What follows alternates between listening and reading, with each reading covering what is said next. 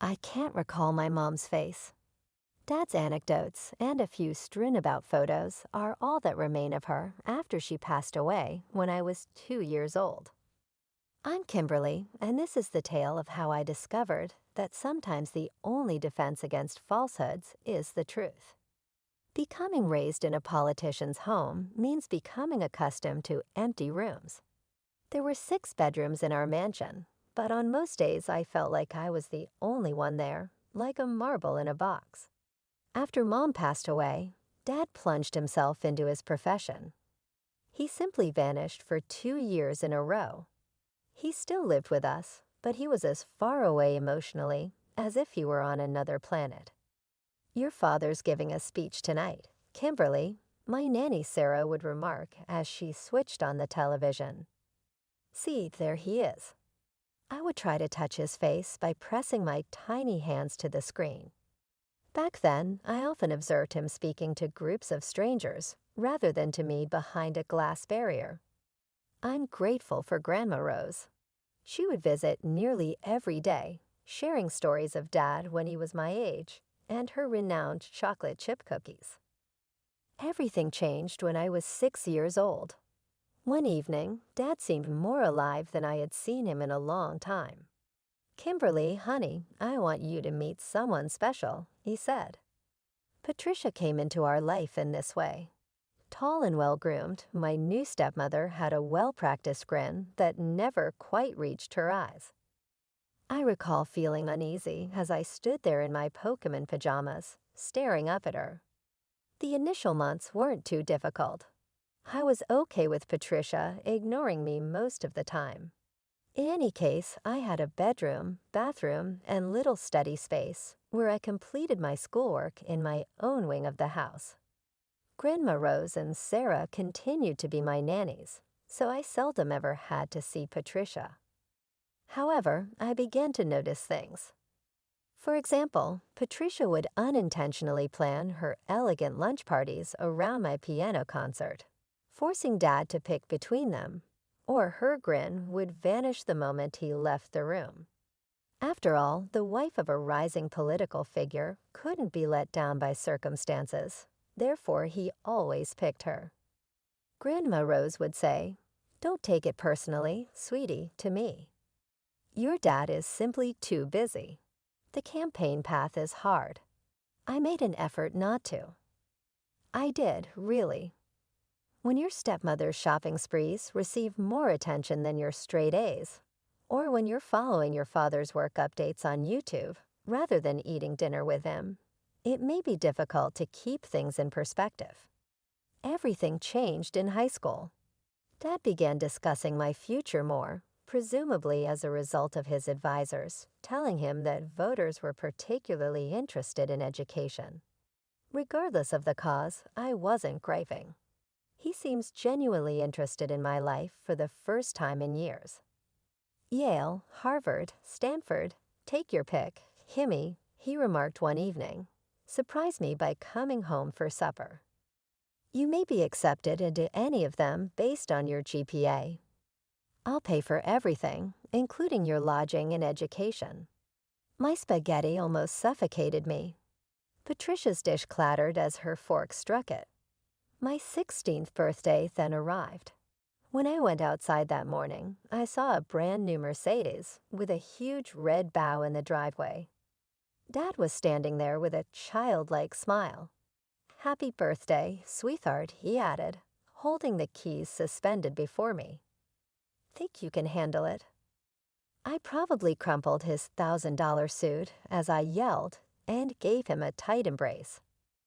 I briefly had the impression that I had my former father back, the one from before Mom passed away, and before politics took over his life. Patricia's voice sliced like ice through my happiness. "Richard, is it a Mercedes?"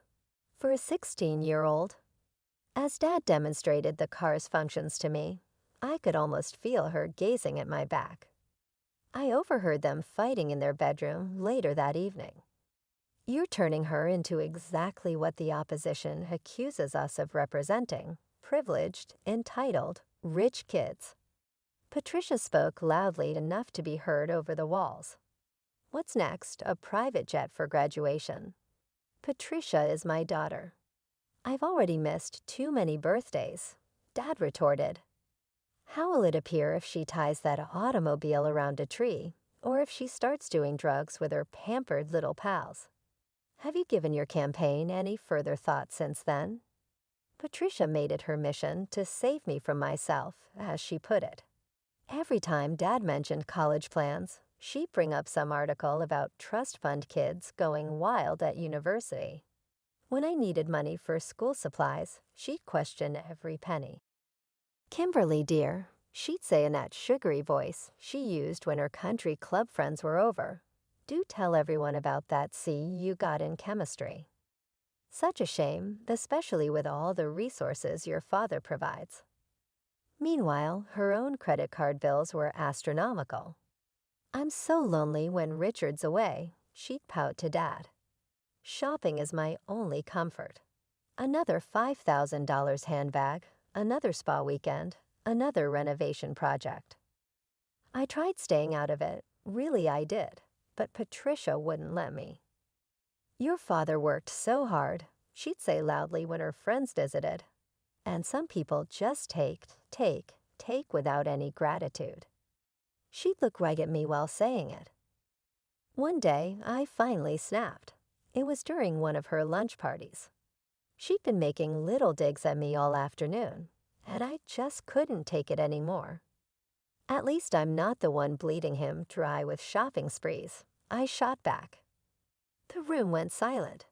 Patricia's face turned red. That evening, Dad called me into his study. Patricia tells me you embarrassed her in front of her friends today. Kimberly, you need to try harder. She's doing her best to be a mother to you. I wanted to scream. Instead, I just nodded and went to my room. After that, I became a ghost in my own house. I took my meals in my room, timing my kitchen raids for when Patricia was out. I studied harder than ever, determined to get into a college far away from her. The only time I had to see her was when Dad was home, and then I'd play my part in our little family theater production. Winter break couldn't come fast enough that year. My friends had planned a snowboarding trip to Mountain Ridge Resort, and surprisingly, Patricia agreed when I asked permission. Dad was away on some campaign tour, as usual. Here's money for the trip, Patricia said, holding out several $100 bills. Her lips were pressed into a thin line. But remember, Kimberly, no showing off. We don't need stories about the politician's spoiled daughter making a scene at a ski resort. The morning we left, the sky was perfect, crystal clear blue with fresh powder on the slopes. I'd been snowboarding at Mountain Ridge since I was 13, and the familiar rush of excitement filled me as we pulled into the parking lot. The first few runs were perfect, the wind in my face, the spray of snow, the absolute freedom. This was my happy place. No Patricia, no political drama. Just me in the mountain. Then it happened. I still replay that moment in my head sometimes.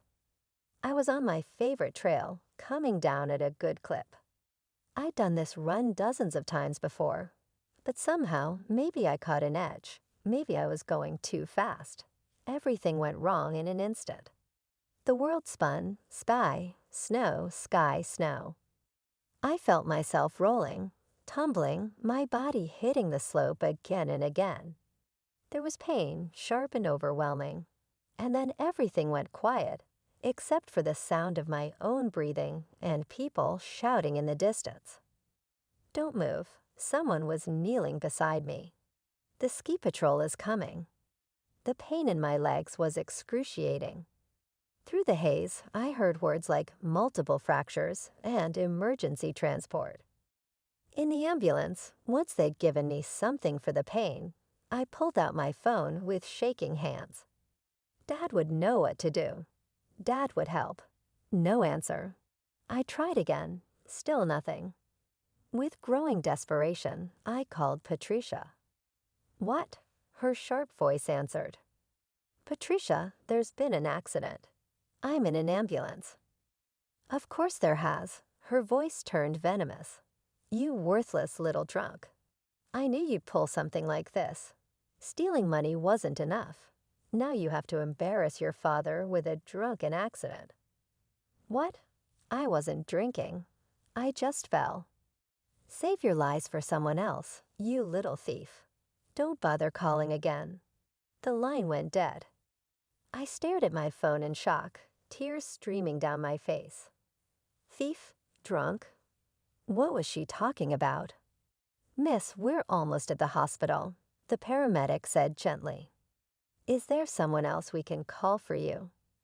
I nodded numbly, giving them Grandma Rosa's number. My legs throbbed with every bump in the road, but somehow the pain in my chest hurt worse. Hours passed in a blur of x-rays, doctors, and morphine. I kept checking my phone, waiting for Dad to call back. He had to have gotten my messages by now. He had to know I was hurt. But no call came. The nurses were kind, bringing me extra blankets and Jell-O cups. But as night fell and I lay there alone in the sterile hospital room, listening to the beeping of machines, I felt more abandoned than I ever had in my life. I woke up to sunshine streaming through the hospital window and the familiar scent of Grandma Rosa's perfume. For a moment, just a moment, everything felt okay. Then I saw her face. Grandma Rose looked older than I'd ever seen her. Her usual warm smile replaced by something pained and worried.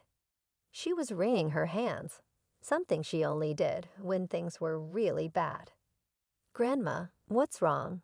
Is Dad coming?" She sat down heavily in the chair beside my bed. "Oh, Kimberly, your father called me last night.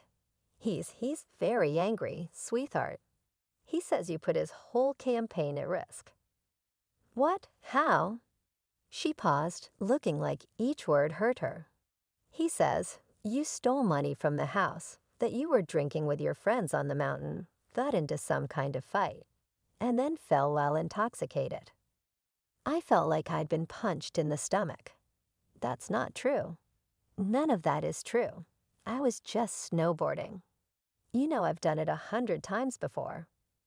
"I know, honey. I know," she reached for my hand. "But your father, he wants you to come stay with me after you're released.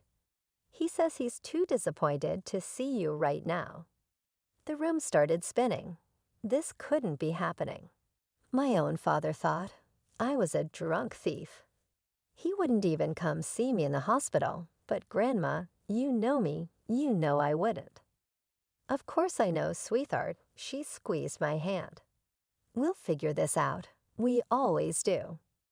I spent the next few hours trying to process everything. My legs ached, but the pain in my heart was worse. Every time I closed my eyes, I saw Dad's face from my 16th birthday, proud and smiling. How had everything gone so wrong? Then the door opened and Patricia walked in. A nurse was checking my drip, and Patricia put on quite a show. "Oh, you poor dear," she said, patting my hand. "This must be so difficult for you." The nurse smiled approvingly at my stepmother's apparent concern. "She's lucky to have such a caring family," she said, making some notes on my chart. I wanted to scream. I wanted to tell the nurse that this woman was the reason my own father wouldn't come see me. But I just lay there watching Patricia play her part. As soon as the nurse's footsteps faded down the hall, something in my gut told me to reach for my phone. I'd learned long ago to trust those instincts when it came to Patricia. Quietly, I started the voice recorder, just in time. Patricia's face transformed into something ugly and triumphant. She perched on the edge of my bed, enjoying my discomfort as I tried to shift away. "Oh, Kimberly," she practically purred. "You have no idea how long I've waited for this moment." "What are you talking about?" I asked. She laughed, not her usual polite titter, but a harsh, cruel sound. "You really are slow, aren't you? Let me spell it out for you. Daddy Dearest thinks his precious little girl is a drunk and a thief." My throat went dry. You told him that." "Of course I did," she said, leaning in closer. Her expensive perfume made me nauseous. "And the best part, he believed every word. That you stole thousands from his safe. Money that's actually sitting quite nicely in my private account, by the way. That you were drinking and fighting on that mountain before your little accident. He'll never believe you." "He already has." She was practically gloating now. "Your father won't be paying for any fancy colleges now. No more trust fund. No more inheritance. I've made sure of that. Soon I'll be your sole heir. Exactly as it should be." I felt the walls closing in. Why are you doing this?" "Because you're in my way. Always have been." His precious little reminder of his first wife. She stood up, smoothing her designer skirt. "But now you're just the family disappointment. The drunk, crippled daughter he'd rather forget." Tears were streaming down my face now. "I'll get better. The doctor said." She waved her hand dismissively. "You'd be lucky if you ever walk normally again. Not that it matters. You won't need that fancy car of yours anymore. I'll be taking that off your hands. After all, what use does a disabled person have for a Mercedes?" She walked to the door, then turned back with a smile that chilled me to my bones. "Face it, Kimberly, you're all alone now. No money, no father, no future. Just you and your dear old grandmother, struggling to get by. Exactly where you belong." The door clicked shut behind her, and I let out a breath I didn't know I'd been holding. My hands were shaking as I reached for my phone and stopped the recording. I played back the recording, her venomous words now preserved forever in digital form. My fingers hovered over the phone screen as I contemplated what to do with this evidence. After I was discharged from the hospital, I did not return to my parents' place. Grandma Rose's house wasn't huge like my father's mansion, but it had something our old house never had: warmth. Real warmth, the kind that comes from love, not central heating. Recovery was hell. Physical therapy 3 times a week, endless exercises, learning to walk again, step by excruciating step. Grandma Rose was there through all of it, holding my hand when the pain got too bad, celebrating every tiny victory between therapy sessions. I threw myself into my studies. My laptop became my classroom: video lectures, online assignments, virtual study groups. Some days I could barely get out of bed, but I still logged on, determined not to let Patricia's predictions about my future come true. Then came graduation time. I'd managed to keep my grades up despite everything, and the acceptance letters started arriving: Yale, Columbia, Berkeley. Each one a dream school, each one completely out of reach. With shaking hands, I dialed Dad's number. It had been a year since the accident, since he'd abandoned me. "Maybe now, Dad." My voice sounded small, even to myself. "Kimberly," he said, cold and formal, a politician's voice. "I told you not to call. Please just listen. I got into Yale. I'm not paying for college for a thief and a drunk. Don't call this number again." Click. I sat there, phone in hand. The recording from the hospital burned a hole in my pocket. I could have played it for him, could have exposed Patricia's lies right then and there. But something stopped me. Pride, maybe. Or maybe it was the realization that a father who could believe those lies so easily, who could abandon his injured daughter without even hearing her side, maybe he didn't deserve the truth. "I'll find another way," I told Grandma that night. And I did. I got a job as a barista, then picked up evening shifts at a bookstore. I learned to tune out the news when Dad's face appeared on TV, campaigning for his next big position.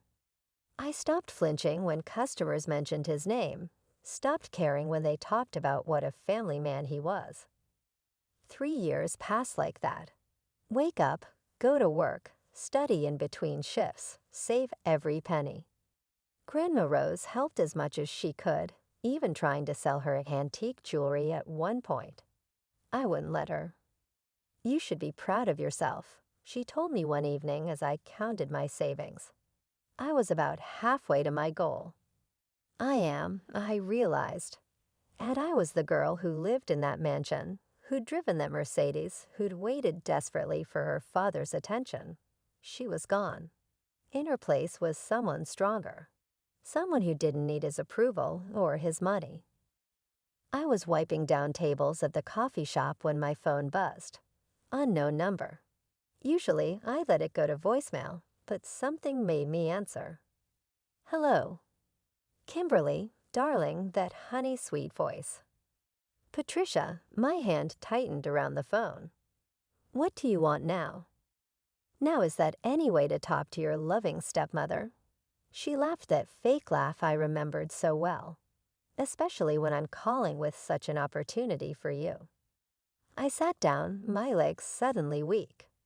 "I'm not interested in anything you have to offer." "Oh, but you will be. Your father's campaign is ramping up again. His image team has this brilliant idea focusing on family values. They want to do a series of interviews with you." I almost laughed. "You can't be serious." "Very serious. You'll talk about what a wonderful father Richard is, how supportive he's been, how close we all are as a family. The loving daughter reunited with her devoted father and stepmother. The public will eat it up." The sheer audacity of it struck me speechless for a moment. 3 years of silence, of struggling, of rebuilding my life from scratch, and now they wanted me to play happy families. "You're insane," I finally managed. "Why would I ever help you?" Her voice turned sharp. "Because if you don't, you can forget about any inheritance. And don't forget, your father can still press charges for that money you stole." "I never stole anything." "You took that money." "Your word against mine, dear. Who do you think people will believe?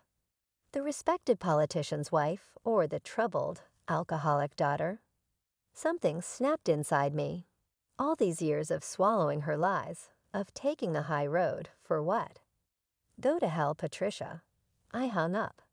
My hands were shaking as I sat at my tiny desk in Grandma's house. My laptop hummed to life. The audio files were right where I'd kept them all this time. Patricia's hospital room confession, and now this latest call too. 3 years ago, I'd chosen silence. Chose to walk away and rebuild on my own terms. But enough was enough. I opened my social media accounts, started typing. For 3 years, I stayed quiet about what really happened. I attached the audio files, added screenshots of Patricia's threatening messages, everything. My finger hovered over the post button. This would change everything. Not just for Patricia and Dad, but for me too. No going back after this. I pressed post. I had no idea what I'd started. Within hours, my post went viral. By morning, it was everywhere: news sites, political blogs, social media. My phone wouldn't stop ringing with calls from reporters and TV producers. "We'd love to have you tell your story on our morning show," they'd say. Or, "This could really damage your father's campaign. Care to comment?" I turned them all down. This wasn't about revenge anymore. Watching his polling numbers plummet didn't bring me the satisfaction I'd expected. If anything, it made me feel hollow. That exactly 1 week after the post, my phone rang. Dad's number. "Can we meet?" he asked. His voice sounded different. Tired. Human. "Please." We agreed to meet at a small coffee shop, not the one where I worked, but a quiet place across town. When I walked in, I almost didn't recognize him. Gone was the polished politician in his perfect suit. Instead, I saw a man who looked like he hadn't slept in days, his tie loose, his shoulders slumped. Kimberly, he said, standing up. I don't even know where to start. The beginning might be good, I said, sitting down. He took a deep breath. I heard the recordings, all of them. I've been listening to them over and over, trying to understand how I could have been so blind. His voice cracked. I failed you. Not just after the accident, but for years before that. I was so focused on my career, on building this perfect political image, that I forgot what really mattered. Tears were streaming down his face now. I'd never seen my father cry before. Patricia confessed everything, he continued. The stolen money, the lies about you drinking, how she manipulated the whole situation after your accident. She admitted she'd been trying to drive us apart for years. He reached across the table, taking my hands in his. Can you ever forgive me? I started crying too. I missed you, Dad, so much. We stood up and hugged right there in the middle of the coffee shop. 3 years of pain and separation dissolved in that embrace. Later on, he informed me, I filed for divorce. I want to cover your college expenses, and the attorneys are taking care of it. You can attend whatever school you choose. The least I can do is this. I said, Yale is still my dream school. Then Yale it is. I wrote another post that night. I explained everything this time, including how my father had taken responsibility for his actions and decided to make amends, in addition to Patricia's manipulation. People adored it, which surprised me. Voters connected with the tale of a politician who put his daughter above himself, acknowledged his mistakes, and tried to make things right in a manner that no well-planned campaign message ever could. I moved into my Yale dorm 2 months later. Like many dads, he assisted me in carrying my stuff upstairs. Grandma Rose wept joyfully when making my bed with new linens. Patricia, she was reportedly living in Florida on the money from her divorce settlement when I last heard from her. I occasionally consider writing her a thank you message. In the end, my father and I were reunited because of her last power move. But ultimately, I consider how mending isn't necessarily a private or quiet process. Sometimes a public uproar is necessary to make room for something greater to emerge. To create a backup, you may need to dissect everything at times. Correct? In my case, political science is my major. I realize it's ironic, but I believe someone has to demonstrate to the world that truth and politics aren't inherently antagonistic. What about Dad? His subsequent election was a success. It turns out that genuine humanity is preferred over flawless facades. In any case, they claim you will be freed by the truth. Sometimes the truth does more than that, but they don't tell you that. It takes you home sometimes.